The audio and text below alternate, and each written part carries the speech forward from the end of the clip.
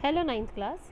आज हम आपकी वर्कशीट एसएसटी पर विचार कर रहे हैं जो कि 46 वर्कशीट है और हमारा चैप्टर चल रहा है नाज़ीवाद और हिटलर का उदय।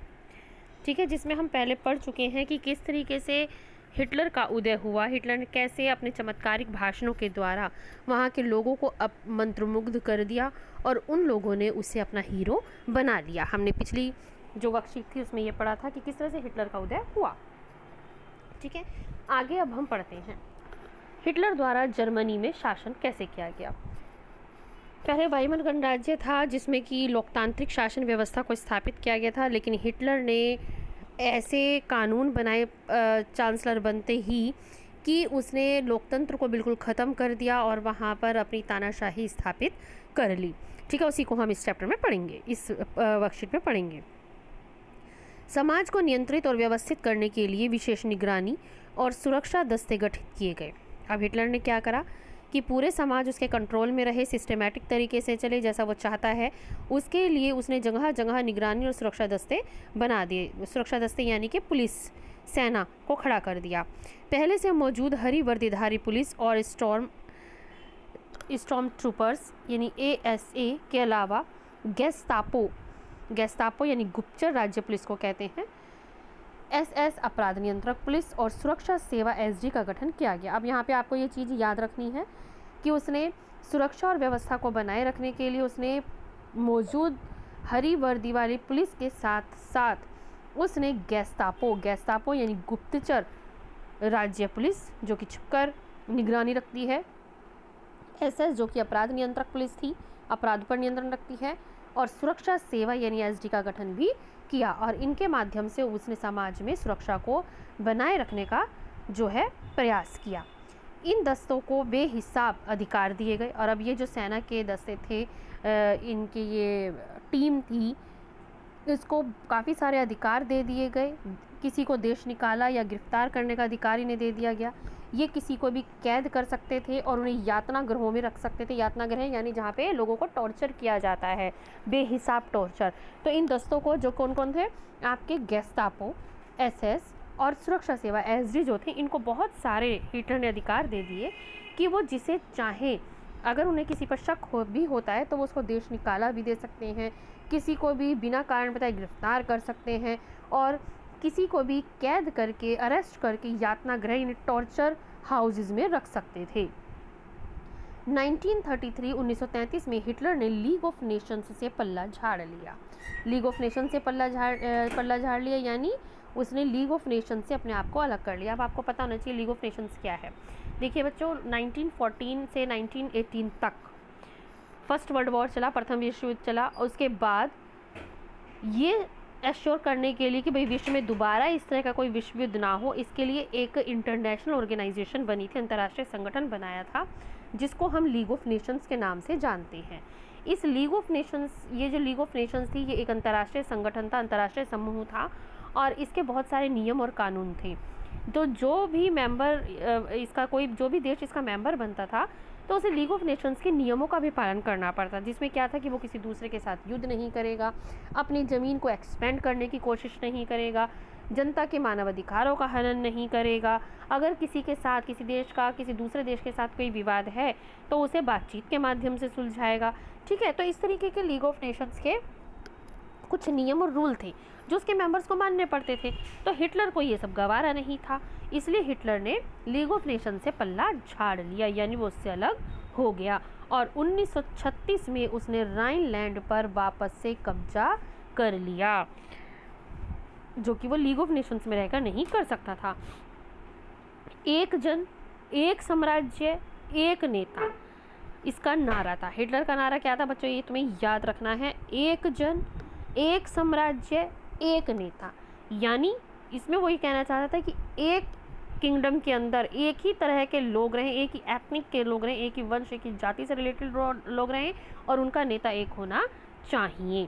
और इसी को ध्यान में रख के उसने यहूदियों को जो था काफ़ी हिंसक, उनको हिंसा के माध्यम से उनको अपने देश से निकालकर बाहर कर दिया था। ठीक है, तो इसने क्या अपना लक्ष्य रखा, एक जन, एक साम्राज्य, एक नेता। यहाँ एक जन का मीनिंग है एक एथनिक के लोग हों, तो इसकी आड़ में उसने 1938 में ऑस्ट्रिया को जर्मनी में मिला लिया कि भाई ऑस्ट्रिया में हमारे ही एथनिक के लोग हैं, इसे हमारे साथ जुड़ जाना चाहिए। इसके बाद उसने चेकोस्लोवाकिया को हड़प लिया। तो 1938 में उसने किसको हड़पा? ऑस्ट्रिया को। उसके बाद उसने चेकोस्लोवाकिया को भी जर्मनी में मिला लिया। फिर सितंबर 1913 में उसने पोलैंड को अपने में मिला लिया। ठीक है, 38 में ऑस्ट्रिया को, उसके बाद चेकोस्लोवाकिया को, फिर 39 में पोलैंड पर हमला कर दिया, और जिसके बाद फ्रांस और इंग्लैंड के साथ भी उसका युद्ध होना शुरू हो गया और जो दूसरे विश्व युद्ध में बदल गया। ठीक है, तो हिटलर ने एक्सपेंशन की नीति अपनाई, दूसरे देशों पर हमले के द्वारा, युद्ध के द्वारा उसने कब्जा करना शुरू कर दिया। 38 में ऑस्ट्रिया पर कब्जा किया, चेकोस्लोवाकिया पर कब्जा किया, 39 में पोलैंड पर हमला किया, और जिसके बाद उसकी फ्रांस और इंग्लैंड जो थे उसकी टक्कर में आए, और जिसका रिजल्ट रहा दूसरा विश्व युद्ध, जो कि 1939 से 1945 तक चला। सितंबर 1940 में जर्मनी ने इटली और जापान के साथ एक त्रिपक्षीय संधि की। 1940 में जर्मनी ने एक त्रिपक्षीय यानी जिसके 3 पक्ष हों, 3 पहलू हों, 3 लोग जिसमें शामिल हों, उनके साथ इसने एक संधि की। और इस त्रिपक्षीय में कौन शामिल था? जर्मनी, इटली और जापान इसके साथ ही बने। जून 1941 में इन्होंने मिलकर सोवियत संघ पर हमला कर दिया। ठीक है, यहाँ पे फिर से ध्यान दे लो। 1914 में हिटलर ने यानी जर्मनी ने इटली और जापान को अपने साथ मिलाया और इन तीनों की एक संधि बन गई, त्रिपक्षीय संधि बनी, और इन्होंने जून 1941 में सोवियत संघ पर हमला कर दिया। ये हिटलर की एक ऐतिहासिक बेवकूफ़ी थी, ये उसका बेवकूफ़ी भरा काम था, क्योंकि सोवियत संघ भी अपने आप में एक बहुत बड़ा पावरफुल कंट्री थी। जब जापान ने हिटलर का समर्थन किया और पर्ल हार्बर पर अमेरिकी ठिकानों को बमबारी का निशाना बनाया, तो अमेरिका भी दूसरे विश्व में कूद पड़ा। बच्चों, पहले 1941 से पहले अमेरिका की विदेश नीति थी कि वो किसी भी प्रकार के पचड़े में नहीं पड़ेगा, वो किसी युद्ध वगैरह में शामिल नहीं होगा, विश्व युद्ध में शामिल नहीं होगा। तटस्थता की नीति वो अपना रहा था अंतर्राष्ट्रीय स्तर पर कि विश्व में कोई भी घटना घट रही है उससे कोई लेना देना नहीं है, वो उन सबसे अलग रहेगा।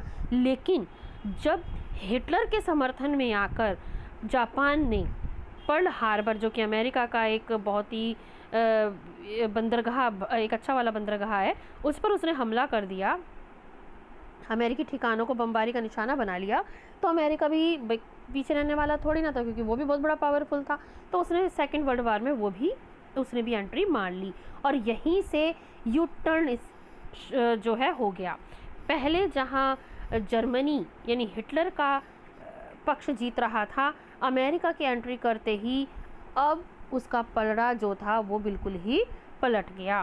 तो ये युद्ध मई 1945 में हिटलर की पराजय और जापान पर हिरोशिमा और नागासाकी शहरों पर अमेरिकी परमाणु बम गिराने के साथ ख़त्म हो गया। ठीक है, तो 1939 में जो युद्ध शुरू हुआ था हिटलर की बेवकूफ़ी के साथ, वो 1945 में अमेरिका द्वारा जापान के 2 शहरों हिरोशिमा और नागासाकी पर परमाणु बम गिराने के साथ ख़त्म हुआ। ये एक नए युग की शुरुआत थी। ठीक है, तो सत्ता में पहुंचते ही नाजियों ने शुद्ध आर्य जर्मनी के अलावा अन्य नस्लों, बीमारों और समाजों को अवांछित मानकर उनका सफाया करना शुरू कर दिया। यहाँ मैंने तुम्हें देखो बताया था कि हिटलर का नारा था एक जन, एक साम्राज्य और एक नेता। यहाँ वो एक जन की जो बात करता है, यानी वो कहता है कि एक ही एथनिक ग्रुप होना चाहिए, और ये एथनिक ग्रुप उसने माना आर्य। उसने कहा कि आर्य ही शुद्ध हैं और शुद्ध आर्य लोग ही जर्मनी में रहने चाहिए। तो इस आर्य ग्रुप के अलावा जितने भी बाकी नस्लों के, बाकी भी एथनिक ग्रुप्स के लोग थे, बीमार थे या अपंग लोग थे, बूढ़े थे, अवांछित लोग थे, उन सबको उसने जर्मनी से बाहर खदेड़ना शुरू कर दिया, उनका सफाया करना शुरू कर दिया। और इसके लिए उसने एक यूथेनेजिया नामक कार्यक्रम चलाया, जिसे दवा मृत्यु कहते हैं। यानी उसने एक तरह का इंजेक्शन दवा देकर जो है लाखों लोगों को, जो उसकी नस्ल से अलग थे, बीमार थे, समाज के अवांछित लोग थे, उन्हें यूथेनेजिया कार्यक्रम के तहत लाखों जर्मनियों को मार दिया, दवा मृत्यु उनको दे दी। ठीक है, लाखों जर्मनों को उसने इसमें मार दिया था।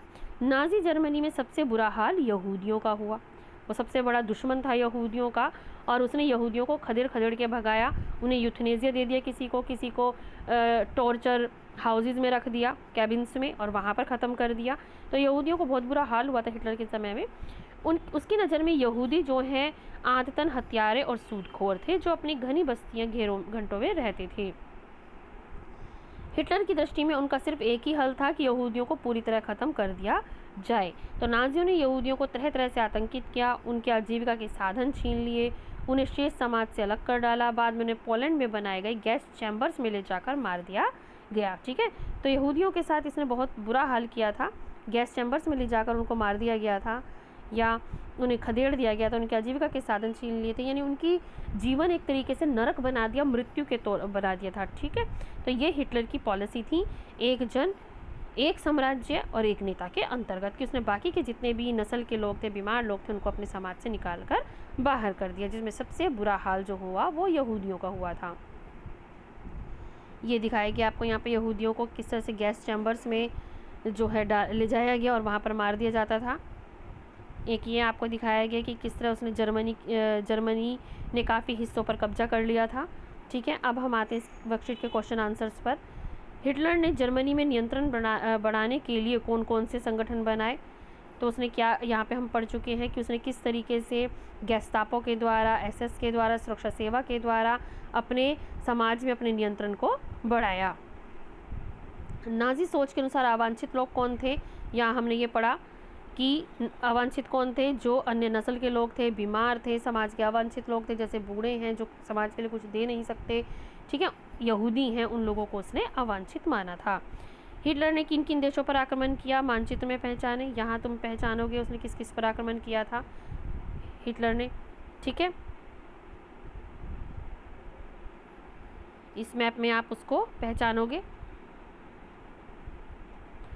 यहूदियों के साथ नाजी व्यवहार किस प्रकार का था? यहाँ भी अभी आपको बताया कि उन्हें गैस चैम्बर में रख दिया जाता था, वहाँ उन्हें ख़त्म कर दिया गया, देश से भगा दिया गया, उनके आजीविका के साधन छीन लिए गए, उन्हें शेष समाज से अलग कर डाला। तो यहाँ पे ये आपका इसका आंसर आ जाएगा। क्या आपने अपने आसपास किसी प्रकार का भेदभाव नज़र आता है? इसे दूर करने के लिए आप क्या प्रयास करेंगे? ये बच्चों आपको अपनी सोच, अपने विचार के अकॉर्डिंग करना है, जिसमें आप अपने पेरेंट्स या बड़े लोगों का जो है हेल्प ले सकते हैं। आप ये बताओ कि इसमें समाज में आसपास किस प्रकार के भेदभाव आपको देखने में मिलते हैं, और इन भेदभावों को ख़त्म करने के लिए आप इसके लिए क्या कर सकते हो। ठीक है, तो मुझे उम्मीद है कि तुम्हें आपको आज की ये वर्कशीट समझ में आ गई होगी और आप इसके क्वेश्चन आंसर अच्छे से कर पाओगे। Best of luck.